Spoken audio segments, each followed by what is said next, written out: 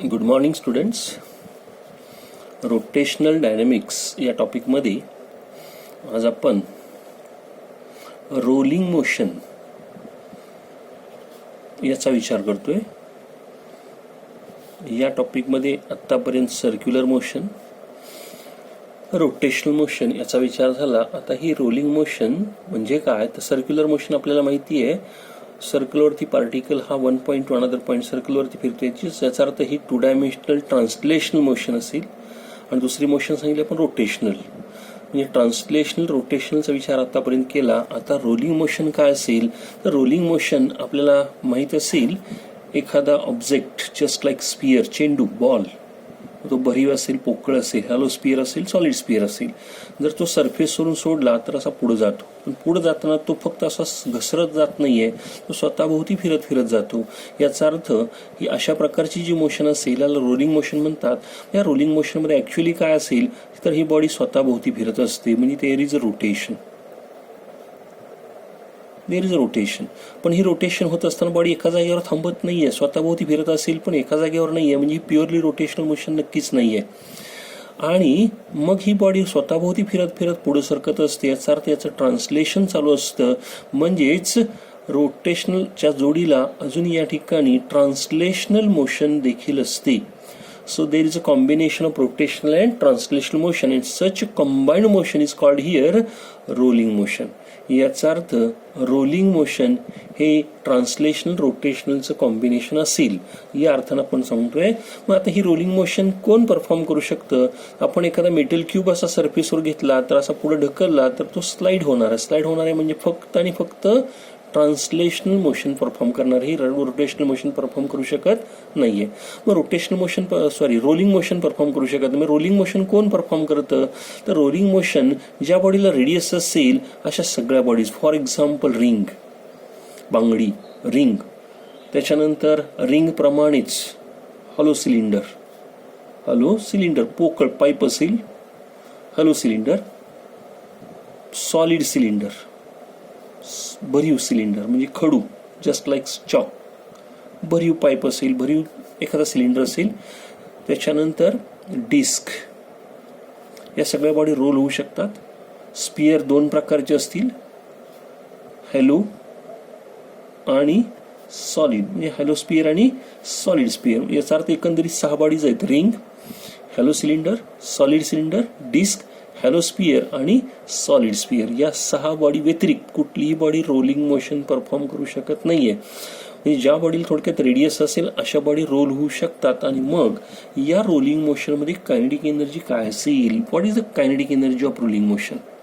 Kinetic energy of rolling motion किंवा rolling body, जर body roll होत असेल तर त्याची कायनेटिक एनर्जी काय असेल?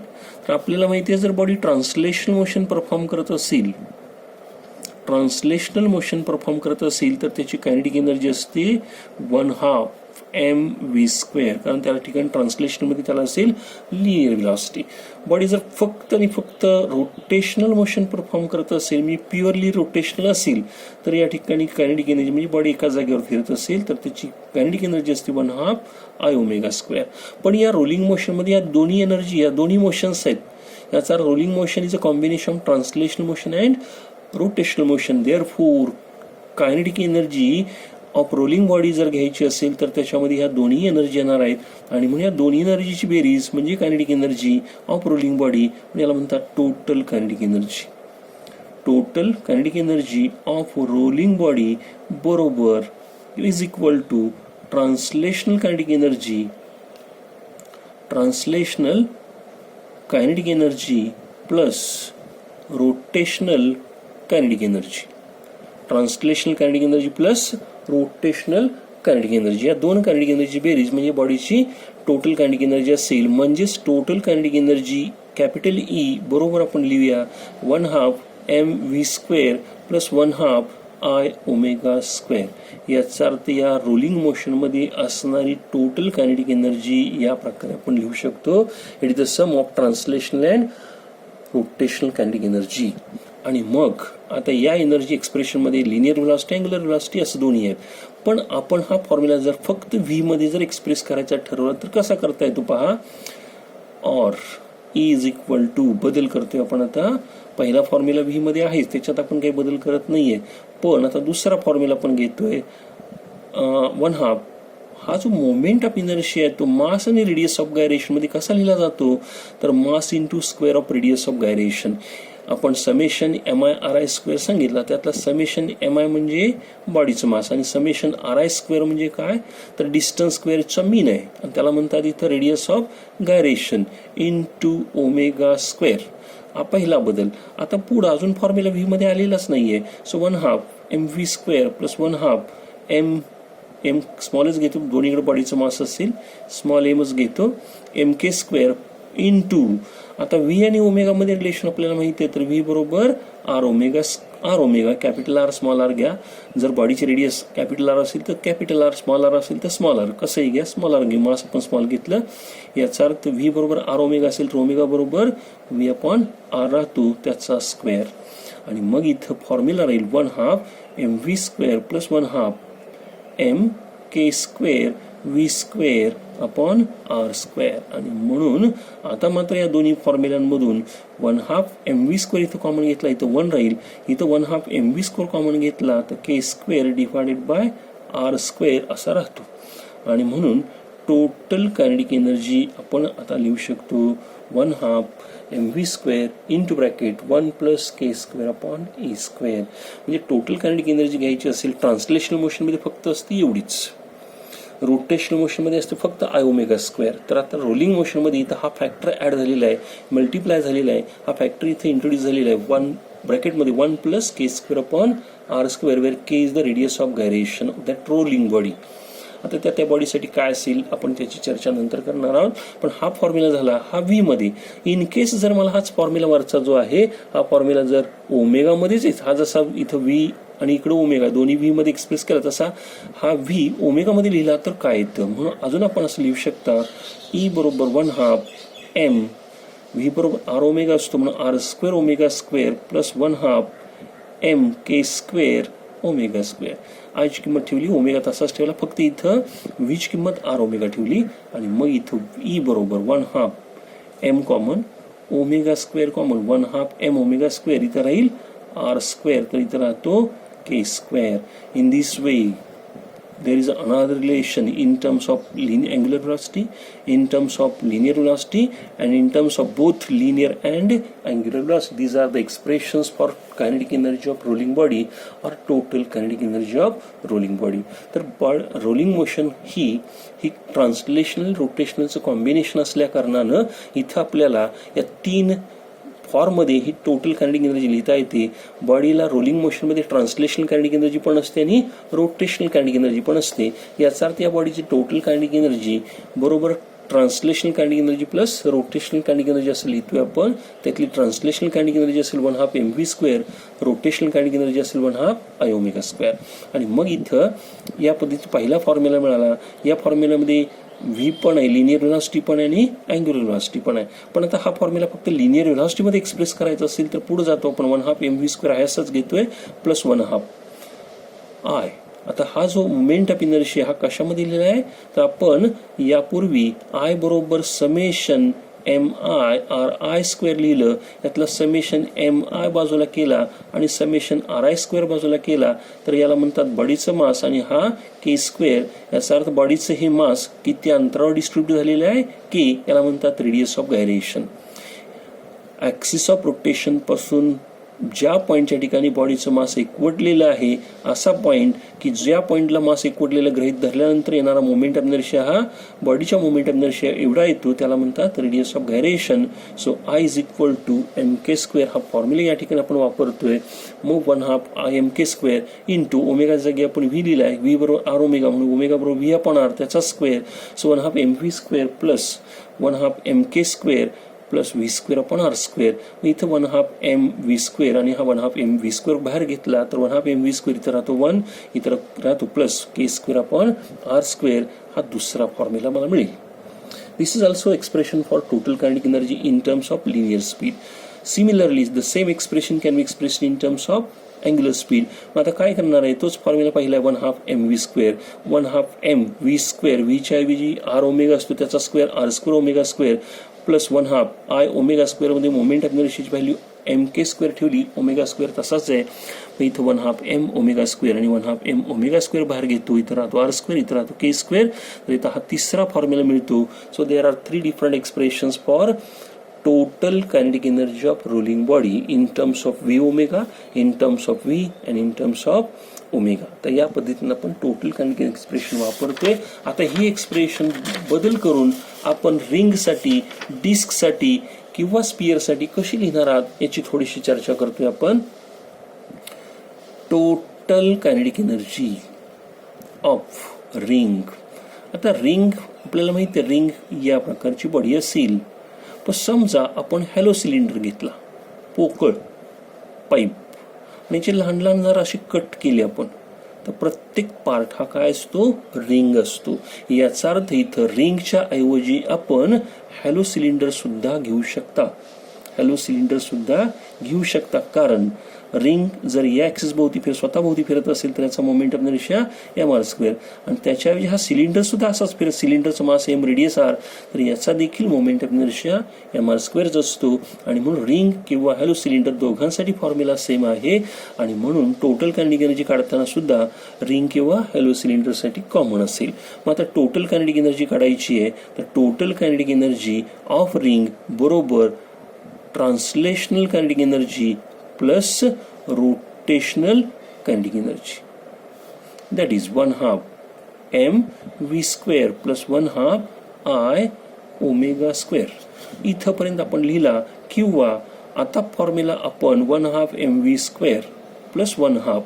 आता जर बॉडी रिंग घेतली, रिंग रोल होत असेल म्हणजे या पद्धतीने फिरत असेल, रोल होत असेल सरफेसवरून, तर ती स्वतःभोवती फिरत जाते म्हणजे त्याचा ॲक्सिस सेंटरमधून पास होतो त्याच्या प्लेनला परपॅन्डिक्युलर. याचा अर्थ त्याचा मोमेंट ऑफ इनर्शिया असेल mr² into omega square. m मास घेतलं, r रेडियस घेतली, स्मॉल r घेतला चालेल. आणि मग 1/2 mv² plus 1/2 m r omega r² omega square, v बरोबर r ओमेगा असतो. याचा अर्थ r² ओमेगा स्क्वेअर म्हणजे v² येतो. आणि म्हणून टोटल कायनेटिक एनर्जी असेल तर 1/2 mv² प्लस 1/2 mv² म्हणजे काय ते mv². So this is the expression for total kinetic energy of rolling ring. Ring जर रोल होत असेल तर त्याची टोटल कायनेटिक एनर्जी आपण लिहिताना 1/2 mv² लिहिणार नाहीये, 1/2 I ओमेगा स्क्वेअर लिहिणार नाहीये, तर त्याचा फॉर्म्युला फक्त असेल mv². आणि आपल्या असं लक्षात येईल याची ट्रान्सलेशनल कायनेटिक एनर्जी 1/2 mv² आणि रोटेशनल कायनेटिक एनर्जी सुद्धा 1/2 mv² आहे. याचा अर्थ या टोटल एनर्जीचा 50% पार्ट ट्रान्सलेशनल आणि 50% पार्ट रोटेशनल असेल.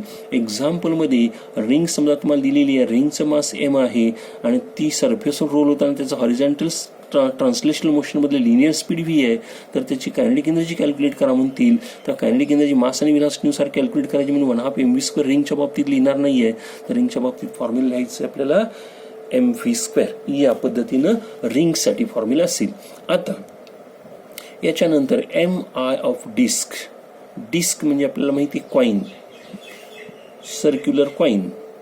आता हा सर्क्युलर कॉईन जो आहे त्याला थोडी थिकनेस असेल. अशा प्रकारची प्लेन बॉडी आहे, 2 डायमेन्शनल बॉडी आहे, स्वतःभोवती फिरत असेल.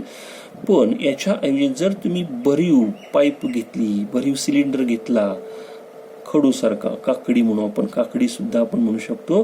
काकडीचे जसे काप काढतात याची जर या सिलेंडरचे कट केले आपण छोटे छोटे छोटे, तर प्रत्येक पार्ट काय असतो, डिस्क असतो.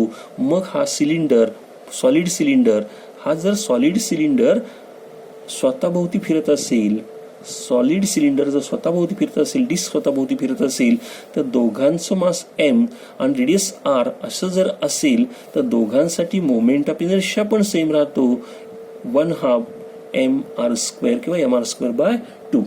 म्हणजे इथं जसं रिंग आणि हॅलो सिलेंडरसाठी आपण mr² मोमेंट ऑफ इनर्शिया वापरला, तसं डिस्क आणि सॉलिड सिलेंडरसाठी एकच फॉर्म्युला आहे, 1/2 mr² किंवा mr²/2. आणि म्हणून total kinetic energy of rolling disc, disc roll होत असेल, डिस्क सरफेसवरून किंवा सिलेंडर असेल, सिलेंडर किंवा डिस्क सरफेसवरून रोल होत असेल, त्याचं मास m आहे, त्याची व्हेलॉसिटी v आहे, तर याची टोटल कायनेटिक एनर्जी किती असेल, तर टोटल कायनेटिक एनर्जी बरोबर translational kinetic energy plus rotational kinetic energy म्हणजेच 1/2 mv² plus 1/2 I omega square या पद्धतीने आपण एनर्जीचा फॉर्म्युला मांडतोय. आता या फॉर्म्युल्यामध्ये E बरोबर आपण पुढे जातो. E बरोबर आपण पुढे लिहितोय 1/2 mv² प्लस 1/2. याचा मोमेंटम किती घेणार आहे आपण आता इथं 1/2 mr². मास स्मॉल, रेडियस पण स्मॉलच घेतोय आपण इंटू ओमेगा स्क्वेअर. मग राहील काय बघा आता 1/2 mv². हा 1/2 आणि 1/2 1/4 होतो into mr² omega square v² राहतो. याचा अर्थ इथे ट्रान्सलेशनल कायनेटिक एनर्जी 1/2 mv² आली, तर रोटेशनल कायनेटिक एनर्जी आली 1/4 mv².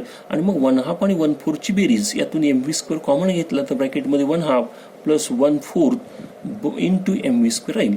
मग अर्धा आणि पाव असं म्हणतो आपण, हाफ आणि 1/4 याची बेरीज राहणार आहे 3/4 mv². So total kinetic energy of rolling disc किती असेल? रोलिंग डिस्क असेल, रोलिंग सॉलिड सिलेंडर असेल, यासाठी टोटल कायनेटिक एनर्जी असेल 3/4 mv². So this is the expression for disc और सॉलिड सिलेंडर. रिंग किंवा हॅलो सिलेंडरसाठी mv² असेल तर इतर 3/4 mv² असेल.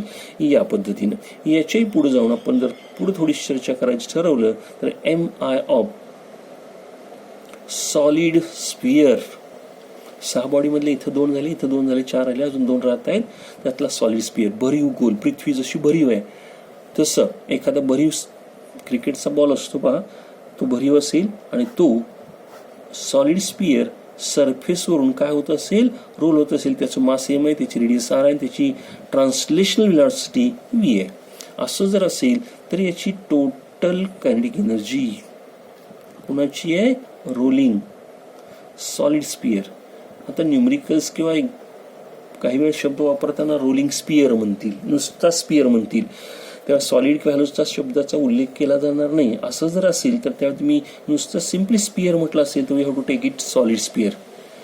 पर्टिक्युलरली हॅलो स्फिअर म्हटलं असेल तरच आपण हॅलो स्फिअरसाठी, नुसतं स्फिअर म्हटलं असेल, सॉलिड स्फिअर असेल तरी मात्र आपण सॉलिड स्फिअरसाठीच लिहिणार आहात. So total kinetic energy of solid rolling solid sphere is given bye translational kinetic energy plus rotational kinetic energy, that is 1/2 mv² plus 1/2 I omega square. आणि मग याच्यामध्ये आता 1/2 mv² ॲज इट इज आणि 1/2. आता प्रश्न आहे या स्फिअरचा मोमेंट ऑफ इनर्शिया. आपल्याला आपला जो टेक्स्ट बुक दिले त्याच्या खाली काही फॉर्म्युला असतात. डेरिव्हेशनमध्ये फक्त रिंग आणि डिस्कचे फॉर्म्युले आपल्याला माहिती आहेत, पण इथं बरेचसे फॉर्म्युले आपल्याला दिलेले आहेत. मग रॉड असेल, सॉलिड स्फिअर असेल, हॅलो स्फिअर असेल, क्यूब असेल, मेटल प्लेट असेल, असं खूप वेगळ्या बॉडीज आहेत, कोण असेल तर त्याचे मोमेंट्स ऑफ इनर्शिया दिलेले आहेत. मग आपल्याला असं सांगितलेलं आहे जर हा सॉलिड स्फिअर असेल आणि हा स्वतःभोवती, कारण रोलिंग मोशनमध्ये बॉडी स्वतःभोवती फिरते, स्वतःच्या डायमीटर भोवती फिरते, मग असं जर ही बॉडी स्वतःभोवती फिरत असेल तर या ठिकाणी याचा मोमेंट ऑफ इनर्शिया असतो 2/5 mr², where m is the mass, r is the radius. म्हणजे इथं moment of inertia of rolling sphere असतो 2/5 mr². मात्र इथं तुम्हाला हा फॉर्म्युला लक्षात ठेवावा लागेल. टेबलवरून आपल्याला तो फॉर्म्युला घ्यावा लागेल. नंतर फॉर्म्युलाची चर्चा करतोय आपण, कारण टॉपिकच्या शेवटी काही फॉर्म्युले दिलेले आहेत. सो 1/2 mv² प्लस इथं 2 आणि 2 कॅन्सल होतो, 1/5 m r² omega square again v². म्हणजे इथं 1/2 mv² प्लस 1/5 mv². याच्यातून 1/2 mv² कॉमन घेतला तर 1/2 प्लस 1/5 ब्रॅकेटमध्ये राहतो. आता या दोघांची बेरीज करताना आपण डिनॉमिनेटर कॉमन करतोय, दोघांचा छेद 10 करतोय. इथं 5 न मल्टिप्लाय करायचं म्हणजे 5, इथं 2 न मल्टिप्लाय करायचं म्हणजे वरती 2, 5 आणि 2 7. याचा अर्थ बेरीज येते 7/10 आणि पुढचा फॅक्टर आहे mv². आणि म्हणून सॉलिड स्फिअरसाठी टोटल कायनेटिक एनर्जीचा फॉर्म्युला असेल 7/10 mv².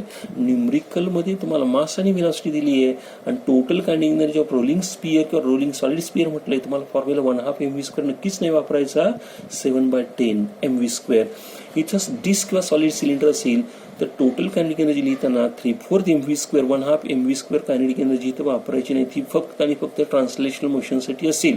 रोलिंग केसमध्ये फॉर्म्युले कायनेटिक एनर्जीची वेगळी आहेत. तुम्हाला फक्त दिलं जाणार आहे ते मास आणि व्हेलॉसिटी. रोटेशनल मोशन इथं असली तरी तुम्हाला फक्त आणि फक्त ट्रान्सलेशनल क्वांटिटी दिल्या जात आहेत.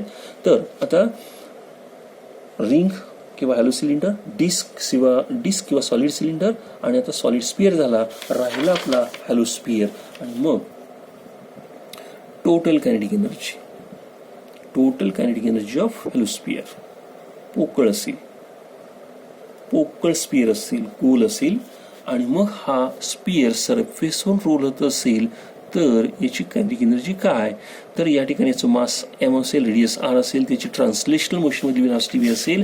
तर याची टोटल कायनेटिक एनर्जी आपण लिहिणार आहोत. Total kinetic energy of rolling hollow sphere E बरोबर ॲज युजल प्रत्येक जशी लिहिली तशी इथं पण लिहितोय 1/2 translational kinetic energy 1/2 mv² plus rotational kinetic energy 1/2 I⍵², आणि मग 1/2 mv² प्लस 1/2 I⍵², सॉरी इथं परत रिपीट झालं, 1/2 मोमेंट ऑफ इनर्शिया इंटू ω². मगाशी जसं स्पियरच्या बाबतीत सॉलिड स्पियरच्या बाबतीत सांगितलं तसा हा स्पियर रोल होताना स्वतःभोवती फिरतो कारण याला स्पियरला नंबर ऑफ डायमीटर आहेत. याचा स्वतःभोवती फिरला तर कुठल्या तरी एका डायमीटर भोवती फिरणार आहे. आणि मग हॅलो स्पियरसाठी याचा मोमेंट ऑफ इनर्शिया असतो 2/3 mr², where m is the mass, r is the radius. Solid स्पियरसाठी 2/5, हॅलो स्पियरसाठी 2/3 आहे, आणि मग 2/3 mr². या पद्धतीनं आपण जर आता पुढे गेलात तर आपल्या असं लक्षात येईल 1/2 mv² आहे असंच, प्लस 1/2 सॉरी इथला 2 कॅन्सल, 1/3 mr² ω² v². परत एकदा mv² कॉमन घेतला तर ब्रॅकेटमध्ये राहतो 1/2 प्लस 1/3. हा दोघांचा छेद आपण कॉमन करतोय, 3 × 2 6 घेतला तर वरती बेत्रिक 6, 3 × 6 इथं 3 आणि 2 म्हणजे 5/6 mv². तर या पद्धतीनं आपल्याला total kinetic energy of hollow sphere मांडता येते. आता या एनर्जीज आपल्यासाठी नवीन आहेत. मी परत मांडतोय. रिंगसाठी फॉर्म्युला mv² आहे, डिस्कसाठी फॉर्म्युला 3/4 mv² आहे, सॉलिड स्पियरसाठी 7/10 mv² आहे, आणि हॅलो स्पियरसाठी 5/6 mv² आहे. हे 4 फॉर्म्युले आहेत. हा फॉर्म्युला एक जरी असला तरी हा 2 बॉडींसाठी आहे, एक रिंग किंवा दुसरा हॅलो सिलेंडर, हा डिस्क किंवा सॉलिड सिलेंडर, हा सॉलिड स्पियर आणि हा हॅलो स्पियर. एकंदरीत 6 बॉडीसाठी फॉर्म्युले मात्र 4च आहेत, कारण रिंग आणि हॅलो स्पियरसाठी फॉर्म्युला सेम आहे, डिस्क आणि सॉलिड सिलेंडरसाठी फॉर्म्युला सेम असेल. आता याच्यात आपण आतापर्यंत जे फॉर्म्युले सांगितले, एकंदरीत 4 फॉर्म्युले सांगितलेत. या फॉर्म्युल्याचा वापर पुढे होणार आहे, या फॉर्म्युल्याचा वापर नक्कीच पुढे होणार आहे. पण आता या फॉर्म्युल्याचा वापर पुढे सांगत असताना आपल्याला काय सांगायचं आहे, जर बॉडी रोल होत असेल तर याची व्हेलॉसिटी काय असेल, पण ती रोल कुठं होणार आहे. तर आता आपला पुढचा ॲक्च्युली भाग आहे तो इन्क्लाइन प्लेनवरून जर बॉडी, आता हा सरफेस हॉरिझॉन्टल आहे पण सरफेस असं इन्क्लाइन घेतला, इथून बॉडी सोडली तर आता बॉडी कसली असणार आहे. आपण आता 6 बॉडी घेतले त्याप्रमाणे रिंग असेल, डिस्क असेल, हॅलो सॉलिड सिलेंडर असेल, हॅलो किंवा सॉलिड स्पियर असेल, ज्या बॉडी रोल होतात अशी बॉडी जर इथं ठेवली तर ती आपोआप खाली येणार आहे. अंडर ग्रॅव्हिटी त्याची मोशन आपोआप खाली येणार आहे. मग येत असते इथं ठेवलेली, याचा अर्थ इथे व्हेलॉसिटी 0 असेल, इथं आल्यानंतर व्हेलॉसिटी काय आणि या दरम्यान त्याचं ॲक्सेलरेशन काय, हा पुढचा भाग आहे. मग आता या पुढचा जो भाग आहे तोही महत्त्वाचा आहे, कारण त्याच्यावरती ऑब्जेक्टिव्हला प्रश्न असतील, याच्यावर ऑब्जेक्टिव्हला प्रश्न असतील. आता थोडीशी चर्चा आपण रिंग अँड डिस्कच्या ह्या टोटल कायनेटिक एनर्जी बाबतीत परत एकदा करतोय. मी एनर्जीचे 3 भाग लिहितोय, ट्रान्सलेशनल, रोटेशनल आणि टोटल कायनेटिक एनर्जी असेल. कोणासाठी लिहितोय, रिंग किंवा हॅलो सिलेंडर. याच्यासाठी translational kinetic energy 1/2 mv², rotational kinetic energy 1/2 mv² येते, आणि टोटल कायनेटिक एनर्जी येते mv². याचा अर्थ ह्या दोन एनर्जी सारख्या आहेत. ही एनर्जी ह्या दोघांच्या दुप्पट आहे. म्हणजे ह्या तिघांचं प्रपोर्शन जर लिहायचं असेल, याला तात्पुरतं E1, याला E2 आणि याला जर E3 लिहिलं तर E1 1:E2 1:E3 असं जर प्रपोर्शन घेतलं तर हे प्रपोर्शन 1:1:2 असं राहणार आहे. मग आपल्याला हे पण विचारलं जातं प्रपोर्शन, आणि टेक्स्टमध्ये काही खाली नोट म्हणून पॉईंट दिलेले त्याच्यामध्ये हा पॉईंट असेल तर translation kinetic energy, rotational kinetic energy आणि टोटल कायनेटिक एनर्जी यांचं प्रपोर्शन रिंगसाठी किंवा हॅलो सिलेंडरसाठी असेल 1:1, कारण हे 1:1 आहे, हे 1:2 आहे, किंवा हे पण 1:2 आहे, कारण ह्याच्या दुप्पट ही आहे, याच्याही दुप्पट ही आहे, म्हणून या तिघांचं प्रपोर्शन लिहिताना 1:1:2 असं राहील. तर आता आपल्याला फॉर्म्युला डिस्कसाठी बघायचं आहे. डिस्क किंवा त्याला म्हणतो आपण डिस्क किंवा सॉलिड स्पियर, डिस्क किंवा सॉलिड स्पियर. याच्यासाठी ट्रान्सलेशन कायनेटिक एनर्जी प्रत्येकासाठी असणार आहे 1/2 mv². याची रोटेशनल कायनेटिक एनर्जी मग सांगितली आपण 1/2 mv². या दोघांची बेरीज झाली 3/4 mv². मग आता याचं प्रपोर्शन लिहिताना काय लिहिणार आहे तर याच्या हाफ ही आहे, याच्या अर्ध ही आहे, आणि याच्या किती पट आहे बघा आता, याच्या अर्धी आणि याच्या 3 पट आहे, याच्या अर्धी ही आहे आणि याच्या 3 पट, कारण ह्याला 3 म्हणजे ही येणार आहे. मग आता प्रपोर्शन कसं लिहिता येईल बघायचं आपल्याला. टोटल कायनेटिक एनर्जी या दोघांचा रेशो घेतला तर mv² कॅन्सल होणार, याचा अर्थ 2:1 राहील, कारण याच्या दुप्पट ही आहे. मात्र आता याच्या याच्यामध्ये प्रपोर्शन लिहायचं असेल तर कसं लिहिता येईल, किंवा याच्या याच्यामध्ये प्रपोर्शन लिहिलं तर काय राहील, 3 राहील, कारण याच्या 3 पट आहे, पण याच्या 3 पट नाही, ह्यात सगळ्यासाठी रिलेशन आपलं मांडायचं आहे.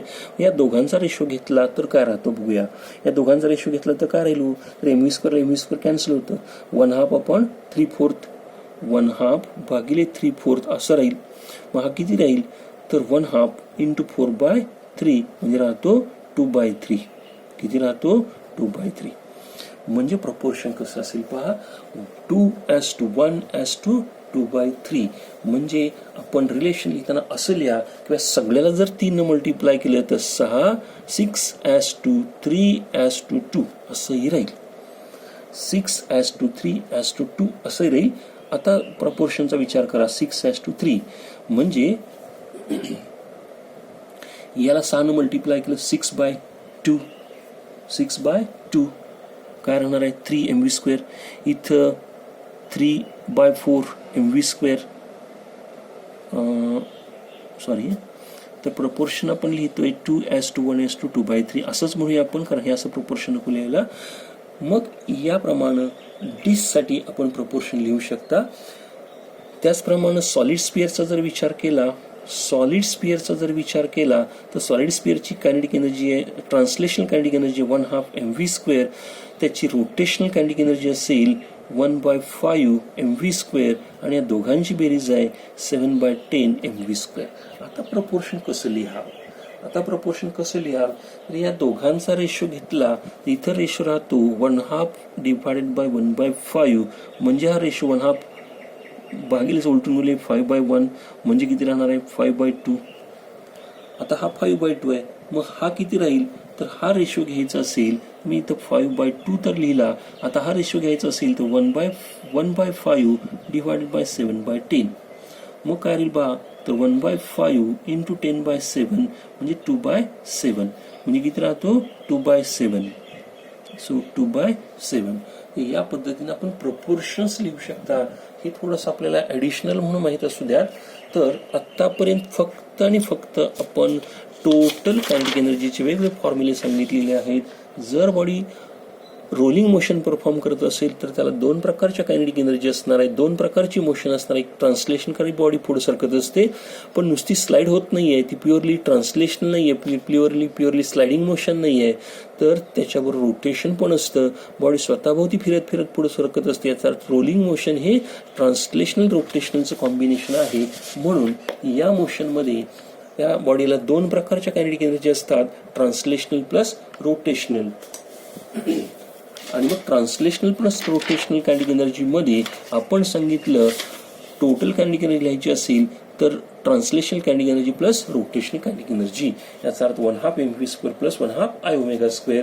मग हा आपण एक फॉर्म्युला मांडला, तोच फॉर्म्युला व्ही मध्ये एक्सप्रेस केला, तोच फॉर्म्युला ओमेगामध्ये एक्सप्रेस केला. असे टोटल कायनेटिक एनर्जी फॉर्म्युले 3 आहेत.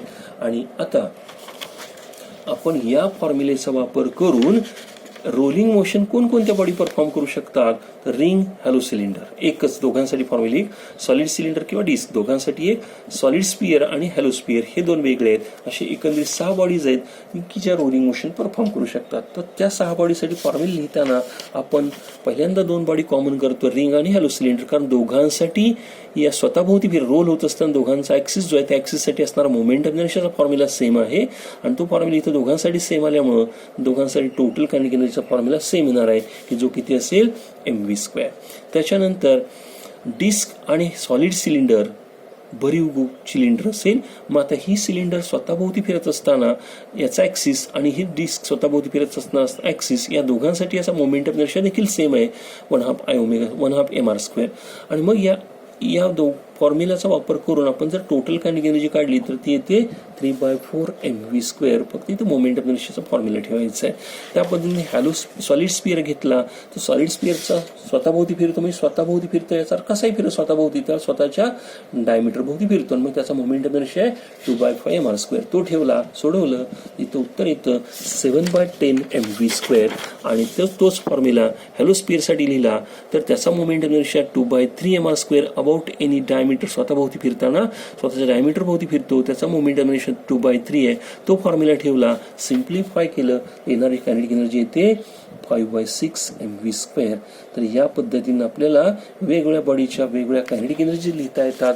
तर फक्त आणि फक्त आपण इथं आता रोटेशनल आणि ट्रान्सलेशनलचं कॉम्बिनेशन रोलिंग बॉडी सांगितलेली आहे.